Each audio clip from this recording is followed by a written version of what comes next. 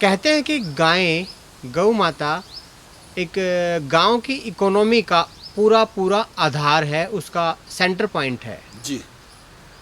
तो ये आपने तो काम किया है, इतने सालों से आप काम कर रहे हैं, तो ये एस्टेबलाइज करने में कुछ टाइम लगता है या जल्दी ही ये सेंटर पॉइंट हम समझते हैं और काम करना शुरू करते हैं, जल्दी फलीभूत होता है या टाइम लेता है?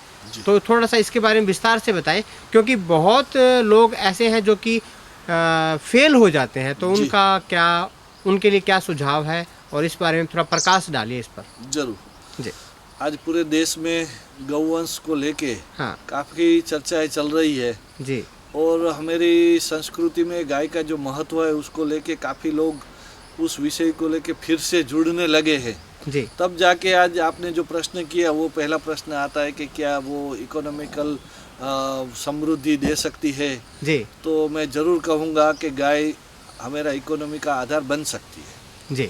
मगर गाय का परिचय वो विस्तृत रूप से परिचय जिसके पास है वही उसका इकोनॉमी बढ़ा सकता है। गाय को जो मात्र दूध से देख रहा है वो खुद की दृष्टि सीमित है और गाय को भी सीमित बना के रखा है। गाय वास्तव में गाय का परिचय दूध नहीं है, गाय का परिचय गोबर और मूत्र है, गौवंश है। हाँ। तो गाय वेस्ट खा के बेस्ट देती है जी। जो साइंटिस्ट नहीं कर पाए। हाँ। वो 6 घंटे के अंदर आप कुछ भी खिलाओ हाँ। वो दूध में परिवर्तित करके दे सकती है। हाँ। वो बोझ कैसे हो सकती है? दूसरी बात है कि ये दूध ही इकोनॉमी से कई लोग चल रहे हैं। हाँ। तो उसकी गोबर और गौमूत्र की इकोनॉमी अगर खड़ी हो जाए हाँ। तो वो क्यों ना समृद्ध बन सकती है? व्यक्ति को नहीं, परिवार को नहीं, देश को समृद्ध बना सकती है। उरुग्वे जैसा देश की कई बात स्टोरी हम सुनते रहते हैं। हाँ। हाँ। तो वास्तव में भारत भी ऐसे ही गाय के आधारी से एक बार समृद्ध रहा देश था, मगर कब? जब उसका गोबर गौमूत्र का उपयोग उसके घर के अंदर घर की 80% जरूरियातों को पूरा करता था। उसके गोबर से उसकी थाली का आधा हिस्सा दूध की मक्खन छाछ था, आधे हिस्से की रोटी सब्जी खिचड़ी के लिए जो कृषि थी उस कृषि का खेत भी, ट्रैक्टर भी बैल था जुताई कटाई करने के लिए जी। उसके साथ उसका गोबर है वो उत्तम प्रकार का बायोलॉजिकल, भौतिक और रासायनिक तीनों तरीके से समृद्ध खाद था। उसका गौमूत्र, छाछ, दूध वो कीटरोधक दवा के तौर पे उपयोग में था जी। और उसका परिवहन खेत से घर पे आने जाना, सामान का ढोना, उसके लिए जो बैल है वो उसका बैल चालित परिवहन जो था वो भी उसकी शक्ति थी। तो ये खेत का भी आधा हिस्सा था, वो जिम्मेदारी से लिया हुआ आधार बना था। उसी तरह उसका चूल्हा चलता था जो उबले से चलता था। उसका कॉस्मेटिक है, सौंदर्य प्रसाधन, दूध की मक्खन छाछ और हल्दी मिला के होते थे। उसके बिल्डिंग मटेरियल के अंदर गोबर का लिपाई पोताई और बांधकाम के अंदर मिट्टी के साथ मिला के उसका सीमेंट की तरह उपयोग होता था। धूप दीप उससे, उसके उबले से धूप दीप भी हमारे दिए चलते थे घी से। उसका पंचगव्य का चरणामत हम लेके वात पित्त कफ को हम निरोगी रहने का वरदान लेते थे। तो हमारा आरोग्य का आधार भी गौमूत्र था।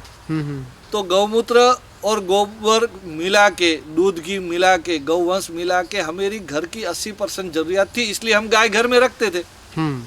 आज हमारी परिचय ही आधा लीटर दूध से है, तो गाय बोझ होने वाली है। तो ये जब परिवार को समृद्ध बना सकती है तो गांव को भी समृद्ध बना सकती है, देश को भी समृद्ध बना सकती है।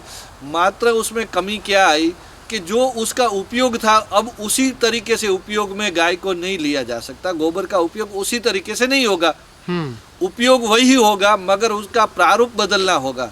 जैसे उबले से चूल्हा अब नहीं चल सकता, अब उसमें से बायोगैस प्लांट करके सीएनजी बना के उसका गैस हम इस्तेमाल कर सकते हैं। गोबर गैस बना के चूल्हा चला सकते हैं, सीएनजी बना के गाड़ी चला सकते हैं। तो उसको प्रारूप बदलना पड़ेगा।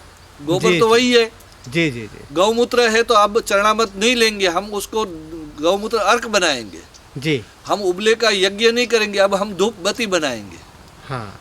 हम कॉस्मेटिक या उसके लिए हम कॉस्मेटिक की ट्यूब, मलम, लोशन ये सब हम बनाएंगे। तो साबु शैम्पू भी उसमें से बनाएंगे। तो कई जो भी ज़रूरियात है हम उसके आज के रूप में उसको लाना है, वो काम करने की ज़रूरत है।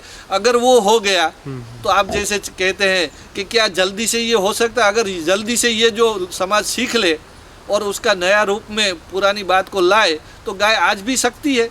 गाय नहीं बदली है, हाँ। हमारा अप्रोच बदला है, हमारी समझ बदली है। अच्छा, हमें आपका समझ को ठीक करना है और अप्रोच को ठीक करना है, हमारा प्रयास को ठीक बदलना है, बस यही आपका है। कहने का मतलब ये है कि अब सामान को रेडी करके हमने शहरों को देना है, हाँ। ना कि शहर से तैयार माल लेके आना है। जी, बल्कि बाजार की बात करते हो तो सबसे पहली सबके हाथ में पहले अपने घर की बाजार है, वो तो सब लोग छोड़ देते हैं। हाँ, दूसरी बाजार अपने घर की है, वो भी छोड़ देते हैं, हम जाते हैं सीधा शहर में। हाँ, तो सबसे पहले अपने घर के अंदर उपयोग का बढ़ावा हो, फिर अपने गांव में हो, गाँव फिर में तहसील में हो, तो वहाँ अपना छोटे छोटे लोगों को भी वहाँ छोटी बाजार में स्थान मिल सकता है, बड़े मार्केट में बड़े लोगों को स्थान मिलता है।